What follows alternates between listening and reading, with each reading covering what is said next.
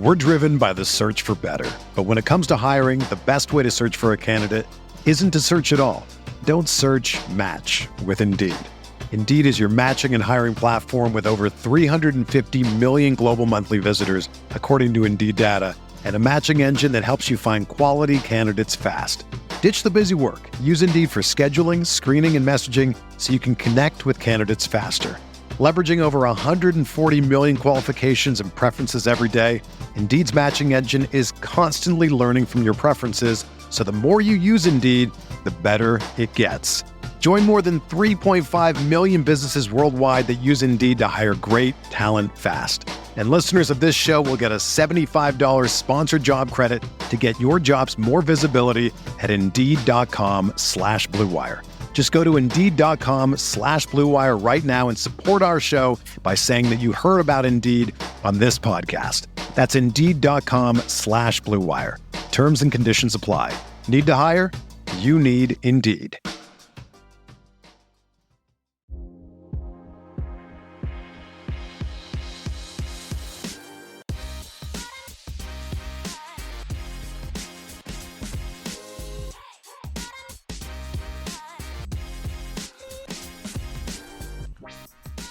From the hills of Strawberry Canyon, I'm Coin Dang, and this is the Golden Bear Cast. Let's go. Go Bears.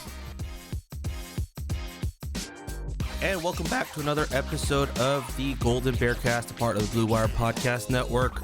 If you didn't see the episode name, this is a Know the Enemy episode where we're going over who we're playing that week, just some thoughts, and getting the inside scoop. And this week, it is the UW Huskies. Of course, we have our dear friend Gaby Lucas on from the UW Dog Pound. Gaby, how are you doing this Thursday afternoon?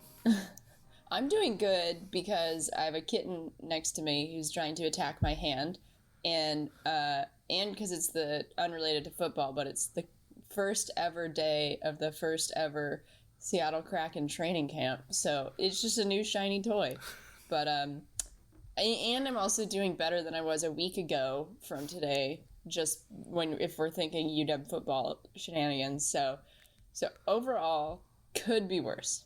Could be worse. Always could be worse. That's the positive way to think. Yeah, if it's going bad, don't worry. It could be going badder. That's what we're trying to tell people that are Cal fans. It could be worse. It could always be worse. Yeah, exactly.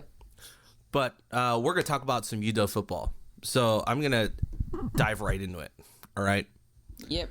We're gonna have a written version. If you're listening to this, we might already have a written version of this up on Right for Cal, but we're gonna do the audio version here with Gaby. So I'm gonna go through the questions that our writers had and some of our general questions that we usually ask everyone, and you're gonna do most of the talking for me. Cool. Sounds good. All right. Let's start at the top. Let's start with some team specific questions, right? You guys lose to Montana. You guys go to the Big House and you lose that one, but you come back and you blow Arkansas State out at home. With that, how much leeway does Coach Lake have? What would cause UW fans or the donors or the AD to fire him before the season is over? I mean, I think if they were to revert back to their the offensive philosophy against Montana and Michigan, and that we saw the first half of Utah last year and the first half of Stanford last year, then I think the amount of games they end up winning is inevitably so low that I don't think anyone could keep their jobs if they it's just so inevitable you cannot win that way. But yeah, on the other hand, if you look at the second half of Utah last year, the second half of Stanford last year, and this Arkansas State game, then that's a good team. It's not a perfect team, but that's a team that could pretty much wreck most of their opponents on the schedule. Granted, this is the Pac-12 North and this is Washington, so there would always, even if we do that, then we're, there's always some after dark chaos that would come in, but there's something to be said about we're all kind of the fan base is all kind of clenching and crossing every single appendage we have, that like the Arkansas State scheme offensively that we saw is a permanent admission that like you need to make that adjustment, because it's so hard. I feel like with coaches or just really just all sort of middle-aged men who have spent their entire life doing one thing, who are so convinced of their own being right, and that is usually what coaches are. I feel like they all have that thing that they like to revert back to. And if you're looking at theoretically Jimmy Lake and John Donovan being this like I formation, like 22 personnel up the A gap, like Marty ball, and trying to play ball control, like a ball control game instead of just like scoring points, which I think most of us would agree points are a good thing to try to have. Like if they revert back to that, which I feel like at one point there will, I should finish that sentence first. If they revert back to that, it's not great. And I feel like that is kind of their comfort food when everything, Yeah. And it's so hard to break that habit. So I feel like even if the Arkansas State game was like definitively what we'll see in the future, I feel like there's still going to be some game where they end up being like, ooh, time to run it twice off of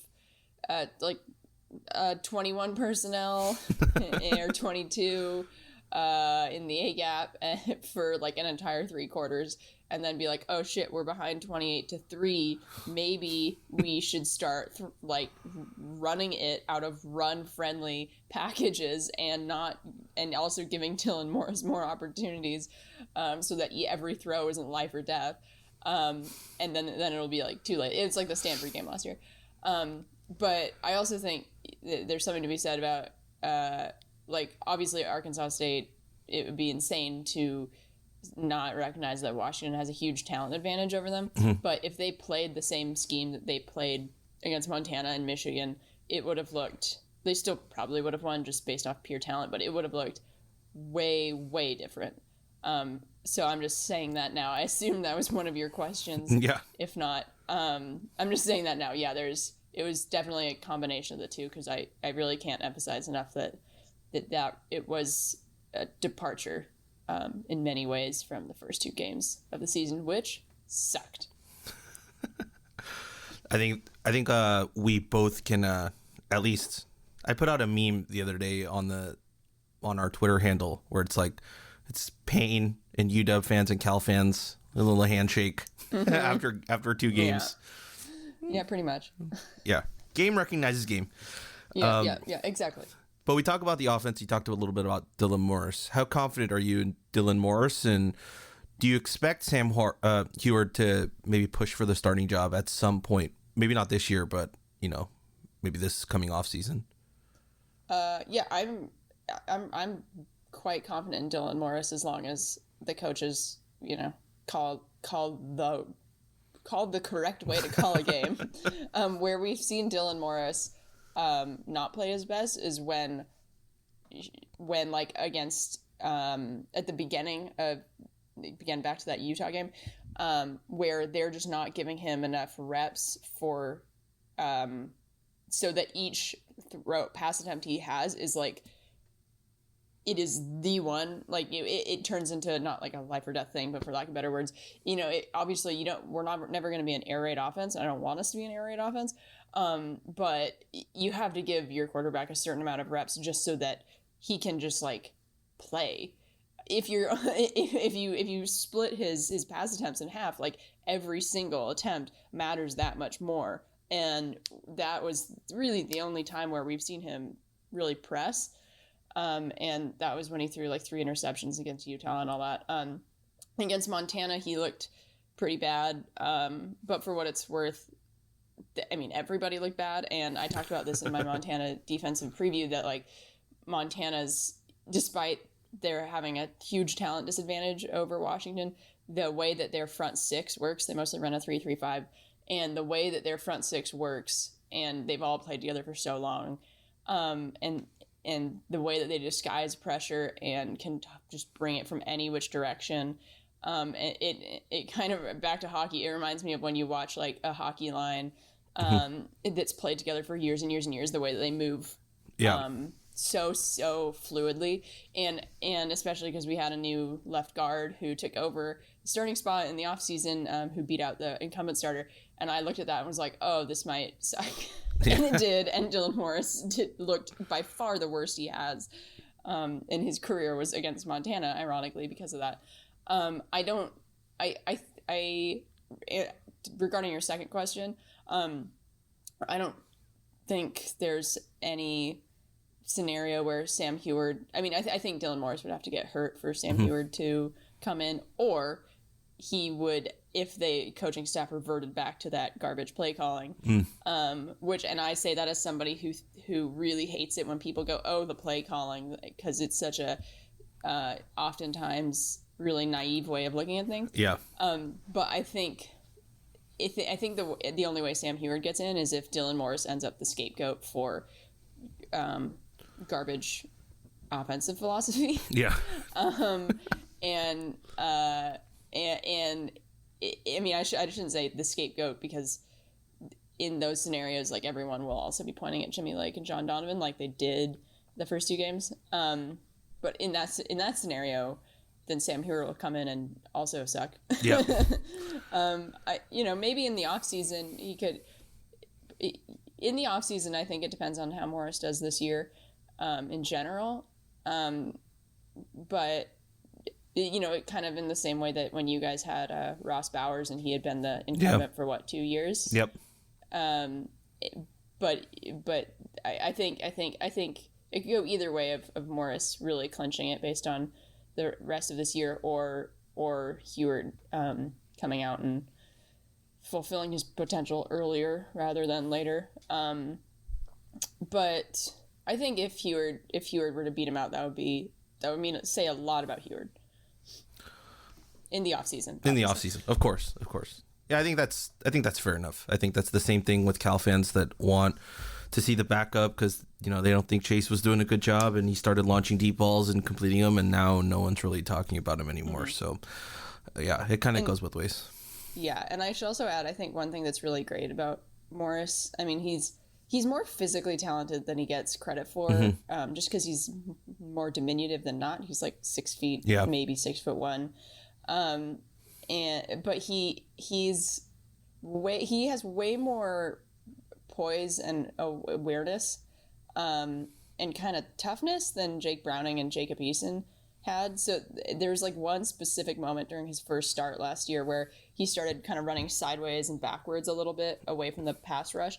And I could feel like collectively all of the UW fan base go, oh no, God, here we go again. Because you saw that with Easton and Browning, where they would like run backwards and sideways backwards and whatever, and then just get whooped. And then he what he was doing, though, he ended up manipulating the pocket to go that way, and then he stepped up and chucked like a really great pass on the run that and I think you see a lot more of that, of him just kind of hanging in there and using his feet to like manipulate the pressure, and then make something happen. And so I don't know. I think that's something that for me personally has been a breath of fresh air too. Talking about the offense, right? We're talking about Dylan Morris. We talked about Jimmy Lake. What's your thoughts on John Donovan? And we talked about his scheme and all that so far, but I've seen the collective. I know Twitter isn't a great gauge, but it's the one that I'm most comfortable with, and it doesn't seem like the John Donovan hire is being well liked across the board. But I mean, what's your thoughts on it? Like, do we just need to give him more time? What type of situation is it there? Yeah, looked like crap. It really is. I think this would be a much easier question to answer if we had a few more games into the season. Yeah. Because it really does feel like it's this Jekyll and Hyde thing of Montana, Michigan, first half of Utah, first half of Stanford, Oregon State last year, where when you go like when you are playing running the ball for the first 2 downs into a 9-man box versus going like 11 personnel and just like spreading shit out. Like, we're not operating a spread offense, but you can have spread concepts and you can just give your guys space, give your running back space. Like, you can have an aggressive running attack without, in fact, the only way to have a good aggressive running attack is by not keeping everything within that, 10-yard radius. Yeah. And so you will see more as the year goes on, because it really is, it's so hard to predict with what we have seen of the good version of that offense or better version of that offense versus the absolute steaming dumpster fire that is the other version. So I mean, I really, really hope that that they kind of what I've just been saying, that they commit to that evolution. I think there is a reasonably so a section of UW fans who feel like the John Donovan hire and the amount of like promoting from within is indicative of like maybe a complacency culture within the AD and everything. I don't know exactly where I stand on that. I'm a little bit ambivalent. Like I can see definitely where that frustration is coming from, and I don't think it's invalid. I don't know if I necessarily completely adhere to that, like the magnitude of how much people are sticking by those accusations, or not accusations, but assessments. But I think to an extent it is kind of true as far as maybe UW looking at itself as like, oh, we have to outsmart or like make the cute like smart hires that, or like not smart hires, but like the clever hires, instead of like just go spend money to get the best guy in whatever situation, which is kind of what the John Donovan scenario looked like after they hired him, especially because prior to hiring John Donovan, it looked there was evidence that they were in on Rhett Lashley, who I think is now I think he was Miami, and then is he SMU now? I don't know. Yeah. And then Kellen Moore. Yep. Who's like Kellen Moore. Obviously, that he doesn't need an introduction. Yep. And there was kind of a bit of discussion of like, oh, is this because just offensive coordinators are a little bit hesitant to work for a first-year head coach, or is this because we don't have the money for those guys, or is it because Jimmy Lake wants specifically what John Donovan has to offer? Which, I mean, I don't think it's that last one, because you don't go from Rhett Lashley and Kellen Moore to John Donovan, like they're pretty philosophically opposed. So I we can discuss that like till everybody's blue in the face and nobody really knows the exact answer. But I think when you're looking at, since you were asking about the UW fan base and kind of where do they stand on things, I think that is kind of a shadow over, or yeah, it's kind of a thing that's in the back of many people's minds of like, what is the mechanisms behind the whole AD and the football program and everything that's leading to that? Is it genuinely that these are the best guys that Coach Lake and that Coach Lake wants?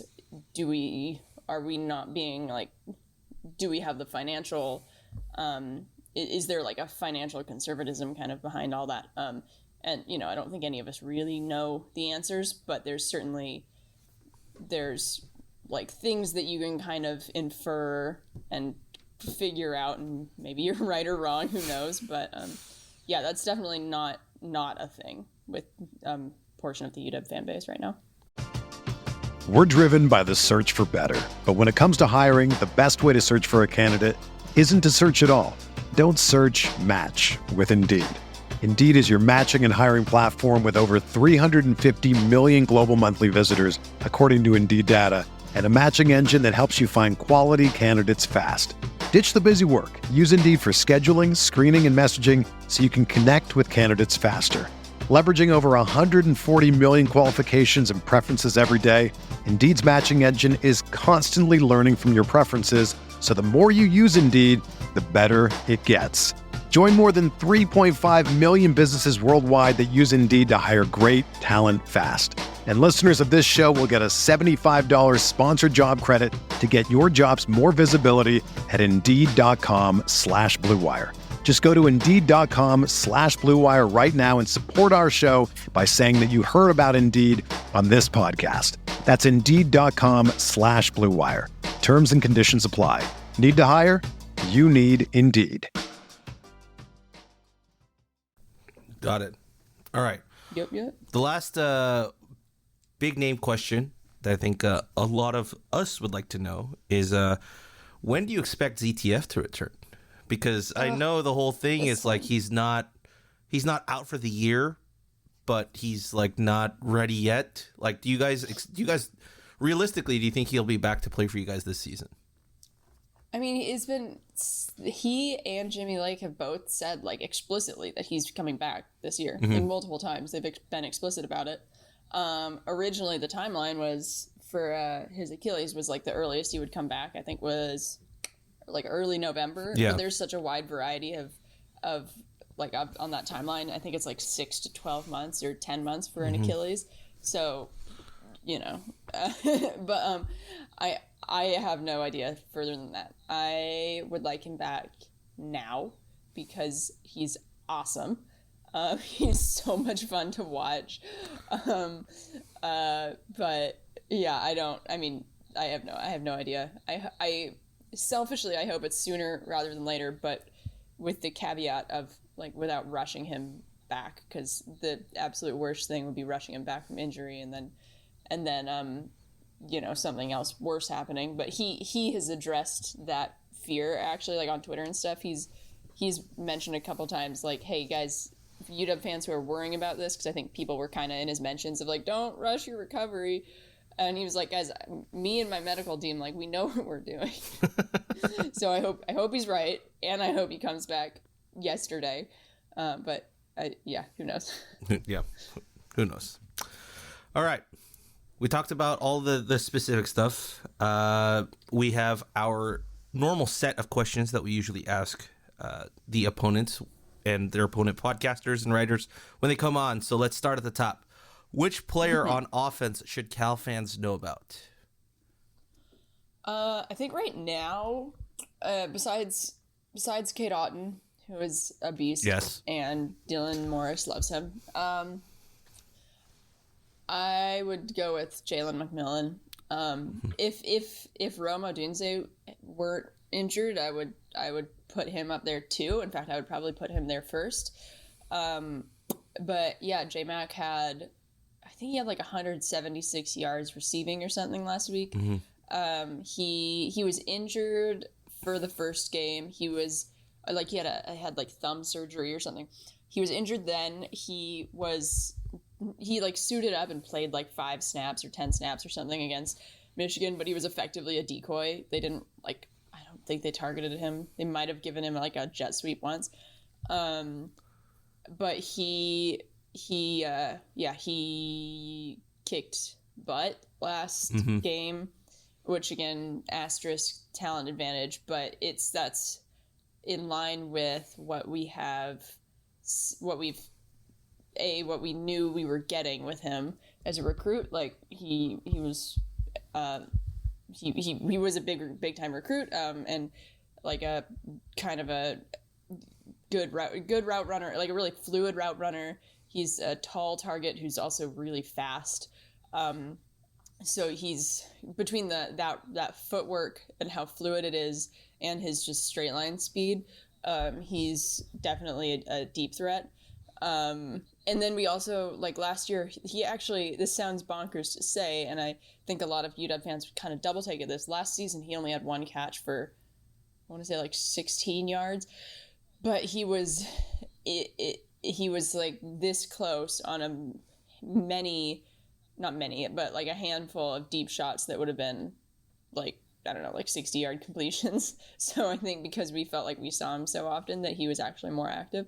But yeah, I think last weekend was definitely a look at. Obviously, I don't think he's going to go off for almost 200 yards against the Cal defense, because the Cal defense is way different than the Arkansas State defense and way better.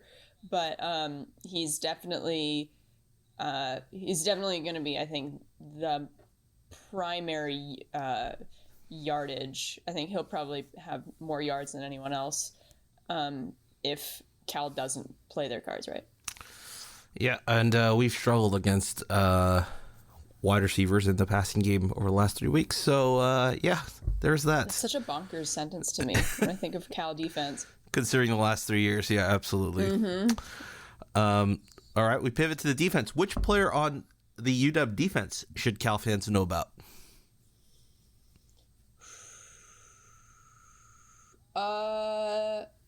I can't answer that right now because we don't know if Trent McDuffie is, well, at least I haven't checked in the last 24 hours if Trent McDuffie will be playing. Yeah. Because he was injured. It was so dumb. He was injured on a punt return that was like about to go out of bounds, and he picked it up, ran 5 yards, and like hurt his ankle. Oh. He came back out and he was still like in his gear, but it was heavily taped. And he didn't play for the rest of it. Kyler Gordon opposite him isn't maybe the like technician that McDuffie is, but he's just like an athletic freak. Like he has like a 46-inch vertical. Oh, good Lord. And like he had like a pass breakup against Michigan that was one of those ones where you're just turn into that hard eyes smiling emoji just watching it. Obviously the answer I think is interesting against with this defense that there isn't currently, with ZTF injured, there isn't like that one guy. Mm-hmm. There's a rotation of defensive tackles, including a true freshman, including a couple true freshmen actually, who look intriguing.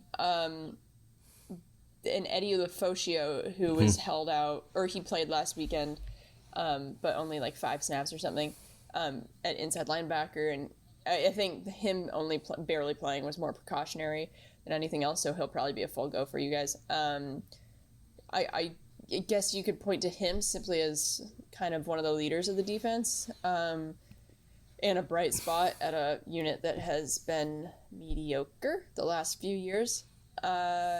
But yeah, I don't think there is one single dude that's like him as the definitive answer there. Okay, that's perfectly fine. I think the next question kind of will maybe alleviate that a little bit. Is there an under the radar guy, whether it be on offense, defense, special teams, that you think is going to swing this game for you guys, or could be the swing factor for you guys? You've had Wendy's nugs dipped in sauce, but have you had them covered in sauce? Wendy's new saucy nugs take the crispy and spicy nugs you love and turn them up to 11. Choose between flavors like buffalo or honey barbecue, garlic parm, or if you're a real heat seeker out there, you can try spicy ghost pepper, only on Wendy's signature spicy nugs. Listen, I'm going to dare you to do it. I dare you. That's 7 delicious ways to try the nugs that you already love. Pick a flavor, grab some extra napkins, and then grab a few more napkins and prepare to nug like you've never nugged before. For a whole new way to nug, it's got to be Wendy's at participating U.S. Wendy's. It could be the what? That could be the guy who wins the game for you. Yeah. I misheard that last phrase. I think. Okay, I'm scrolling through the formations visually in my head right now. Yeah, I could see her rolling through the depth chart and the formations in her head. I think I wouldn't be surprised if if John Donovan and Jimmy Light call a game offensively like they did on Saturday, where they give their running backs more space.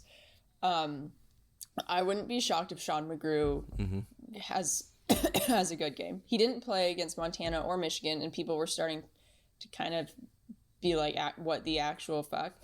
About that, because he's a class of 2016. He's a 6th-year senior who came back for his COVID year. He's so small. I've seen him a couple times, like walked right by him, and I'm like 5'8", and he is much shorter than me. Like he's listed at 5'7" on the roster. He's probably shorter than that. He's really, as you would expect with somebody like that, he's really good in space, but he's also because he's so short, he just has such a low center of gravity that he's really good at just running behind, like he's running behind his pads in a way that you usually expect that from thumpers, and he's obviously not. And he doesn't try to run through people, but he kind of does that Myles Gaskin thing of just getting those extra 2-3 yards through contact and falling forward. And by itself, that doesn't sound like a whole thing, but when you get an extra 2 or 3 yards on every running play, I mean, those add up over the course of a game. And I also think him specifically because when I was watching Cal's defense, I didn't watch the Sacramento State game, but it looked like you guys had a really tricky time on occasion with sealing the edge off for the run. And so when I look at that, I'm like, oh man, that's Sean McGrew's music. Yeah. Like just what he would be able to do with that. I think he would have the most success of any of our running back rotation in that specific scenario. And this is all contingent on Lake and Donovan not only recognizing that, because I'm sure they do, because they're paid millions of dollars to recognize that, but actually capitalizing on it too. If they don't, then nobody. But man, I hope those millions motivate them. As it should. All right. So let's talk about a little prediction and scouting that you've done. What does UW have to do to win the game on Saturday? I think it all comes back to that offensive philosophy. Because if they do play like if I shouldn't say play, the players are not to blame for. I mean, they're good. If the coaches call a game that isn't garbage, I think running kind of that off tackle sort of thing, getting guys into space in the running game, coming out with 11 personnel, maybe occasionally 10 personnel that's more spread out, or even 12, but lining up one of your tight ends in the slot, or using that as a mismatch in the passing game and kind of sowing that doubt into Cal's defense, just so that it's not so predictable. Then I really don't see, I see UW in that scenario having a much more like quite an effective run game if they approach it like that. And then having a kind of modest supporting cast through the air. And for what it's worth, also, I did notice that. You correct me if what you think I'm seeing is wrong, but it looked to me like Cal's defense plays kind of a lot, like not a lot of like press coverage. But stays back a bit more. Yeah, I mean, it depends on the opponents that we're playing, but I think because of the struggles we've had on the defensive backside, we've played a little bit more zone to maybe alleviate some of the pressure of the one-on-ones outside, and maybe that's in turn causing some of these guys to give them like a 5-yard buffer, because we feel like our athleticism could probably catch up to them and tackle them, but we've been missing tackles, so Yeah, I noticed that too. So I think if UW lines up in a more maybe liberal personnel groupings and has a more balanced approach, then I could see them really taking advantage of kind of those short mid-length whether it's crossing or out. I don't care about the specific routes in that scenario. And just having kind of a moderately successful offensive attack. I do kind of get really nervous about Chase Garbers and your guys' run game specifically, just because obviously our run defense has been our weakness on defense, and it's not even close. And so I keep having these like these like daytime nightmares of just like you guys running it for a handful of yards and then running it for a handful more yards and then it being like third down. And Chase Garbers is so like he's I don't think anyone would say he's an elite quarterback, but he's so frustrating to play against because he's a pretty good passer, and then he's mobile to the point where like he's not just gonna take off and book it, but I can just see us giving up these like third and short but passing third downs. I could see Cal having a lot of third down conversions that are just like so discouraging for UW, and I hate it very much. Thank you. But yeah, I think Cal would quite easily win if we show up doing the same thing that we did against Michigan. I think UW definitely has the advantage if they don't. So it's all up to Jimmy Lake and John Donovan. Putting it on those shoulders. Yeah. Which again, they're paid millions, so that's whose shoulders it should be on. And they should just make the right call. I mean, you did kind of allude to it, but the following question for me was going to be, what does Cal have to do to win the game? But do you have any other thoughts on that? Yeah, I think, I think they're on defense, like cleaning up that tackling, like you said, which I noticed too, which is, again, another thing that felt so uncharacteristic of Cal when I was watching them.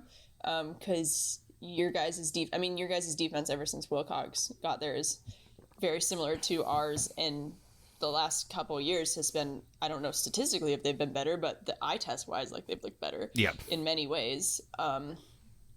So I think just cleaning that up, and especially I think improvement on the edge in the passing game, or in the rushing game for UW, because I think that would take away.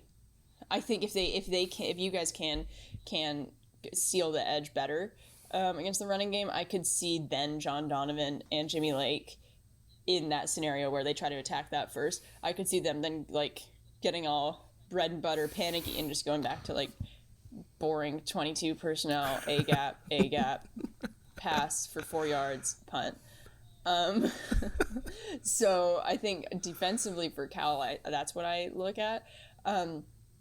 And then offensively, I would say offensively, just relying on your guys' running game more often than not, and then let Chase Garbers kind of clean up whatever the rest is that he has to. And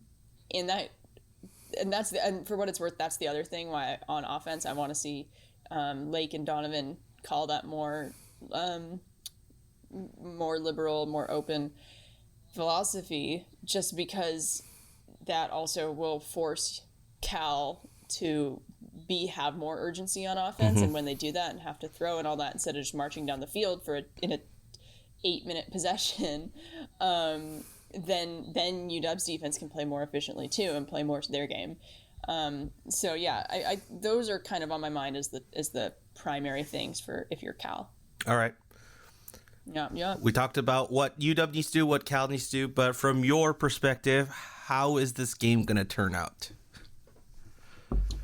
There's two such distinct outcomes that, again, if UW runs that offense, the bad offense, they can't. I don't think they can win. Like they can't. Until the thing that happens is they run that crappy offense, then they get behind by an amount of points, and then have to open it up, do better, but it's too late. So, like, why not just do better from the beginning?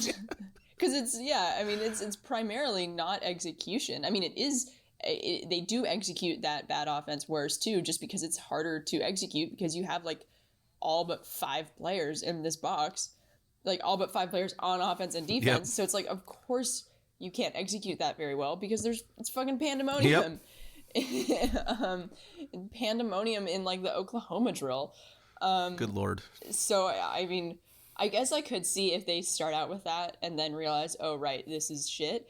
I could see them then mounting like a comeback when they open it up. But it it really is just, it's so confounding. In the scenario that UW plays or calls a scheme that is better, the one that we saw last weekend. You know, I mean, the offense put up I want to say 44 points last weekend because one of the touchdowns was defensive. 45. So, I mean, I don't think they're going to do that against Cal, even a little bit. But I think not. There's definitely a potential there for them to be much more effective offensively than they had been during those 2 games that sucked for Washington. And I think in that scenario, it would be pretty tricky for Cal to keep up with it just because what they need to do, like we just talked about, is really lean on that running game and then have Chase Garbers do what he has to do. And I think that would be really difficult to stay disciplined enough to do that if you're Cal, if UW comes out with a functional offense. I think what's reasonable is probably something like 30 to 21 something, but if UW's offense comes out in the good version, if it's the bad version, then who even knows? Who knows, but I hate it. So yeah. So we're not predicting the Thor Bowl Part 2. Like, we're not expecting a defensive touchdown being the only thing that happens in this game. It's just, we're expecting a somewhat normalcy to a certain degree. Yeah, well, that's the thing is we were expecting that the first 2 games too. So naturally something insane's going to happen. Cal will win and we'll just be standing there like, what the hell, man? Yeah. Yeah, I really don't feel comfortable ever making a genuine, like, this will be the score prediction against Cal for the last 4 years because it's just so psychotic. Everything seems to just be, it just does, nothing works like how it normally does. Yep. It's shenanigans. Yeah. But that's why we're all going to be tuning in on Saturday night. Mm-hmm. Exactly. The last question I got for you that we always ask on our Q&As. Whom do you most want to punch in the face? With a disclaimer, of course, is we don't condone violence. But in a figurative sense, if you were able to punch anyone in the face, who would you most like to punch in the face in your current state right now? Like just anybody? Anybody. You pick. Like not like a UW No, person, it can literally be any person in the world. Oh man, I really needed to. Oh, I should have had hours to think about this. You get a free shot. You get one free shot. Oh, man. Just a haymaker. I had a really good one like a day or 2 ago of somebody that I'm like, man, I would love to. And for what it's worth, I'm not a huge person, but I throw a good punch because if you grow up playing softball, it's like it's the same thing. It's all feet and it's hips all in the hips and it's all in the butt and the feet. Yep. So and you know, I'm good at leverage. Oh man, I mean Clay Travis always. It's just the backup option. It's just perpetually there as the backup. Yeah. Oh my God, this is so frustrating because I had somebody who I was actively thinking I want to just sucker punch them. We've had some good ones over the years. Oh Oh. No, that's too esoteric. Oh,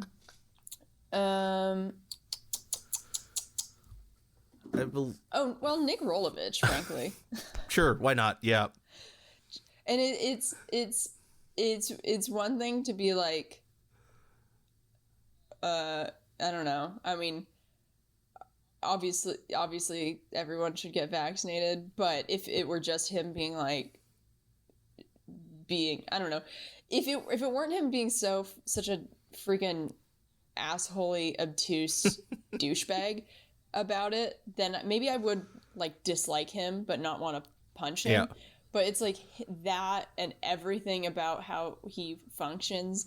And there was someone asked him, like, after their lost at USC last week, some reporter asked him, like, brought up all these times that they were ahead and then blew it in his like 8-game head coaching career at USC. It was like 5 games they have lost that they blew leads to, and he was like, interesting, I didn't know that, I'll have to do more research into it and look at why that is. And everyone was just like, you and research and understanding numbers.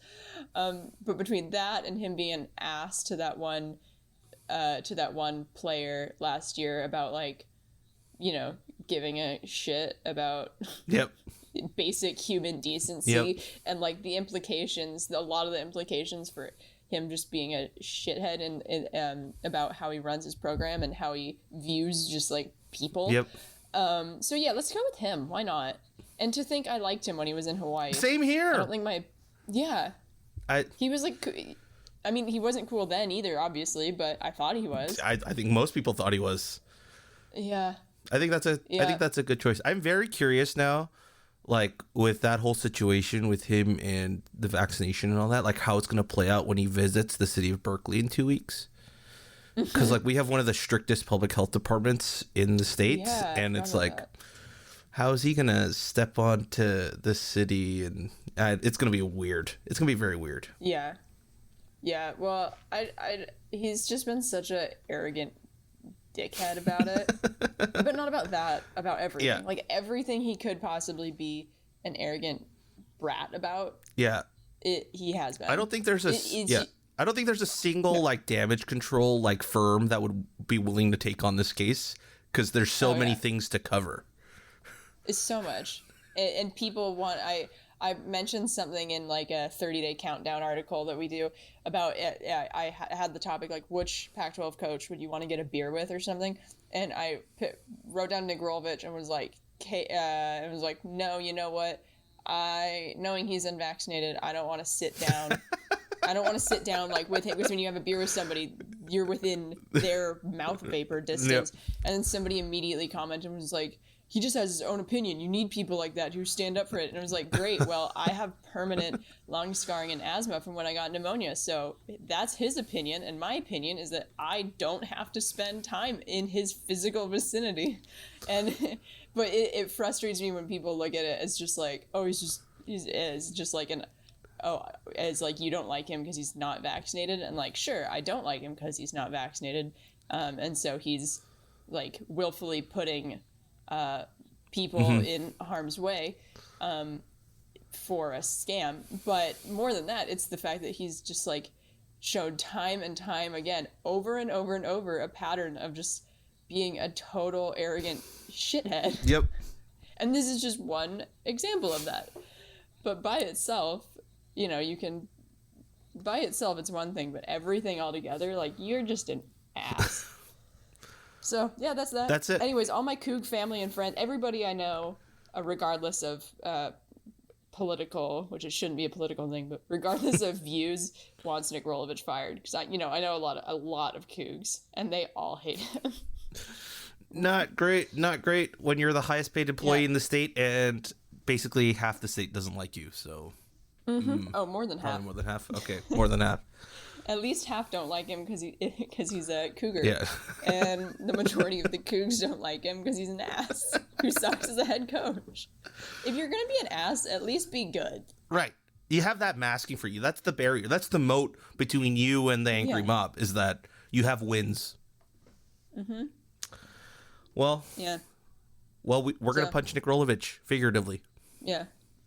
But yeah, do you? I don't know if you listen to my brother and me, but I'm sure somebody listening to this does listen to my brother and me. So how they hear what I'm about to say in the same voice as when they say "kiss your dad, square on the mouth," punch Nick Rolovich right in the face. I don't think there's a better way to end this podcast. I don't even. I think that's the best closure. All right, that's the best way. Thank you, Gaby, for coming on Very much. and talking UW. If you want to go read her stuff or all of the good stuff at UW Dog Pound, it's uwdogpound.com. And Absolutely. you follow them on Twitter. Catch me there. Yeah, they're one of the fun ones. I will vouch for them. Yeah. They're one of the fun ones on SB. We are cool. Yeah, they are pretty cool. There's like none of our writers that I don't like, Yeah. which is good. Yeah, we are all All one right, happy family. peace out. But Yeah. go Bears.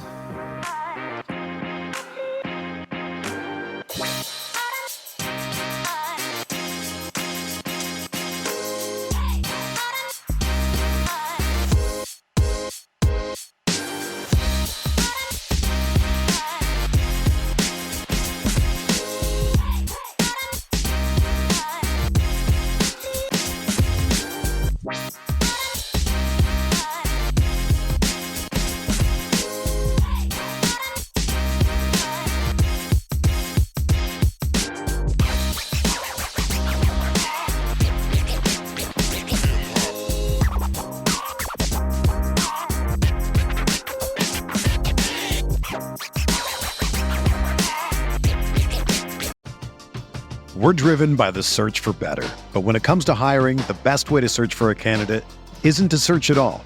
Don't search, match with Indeed.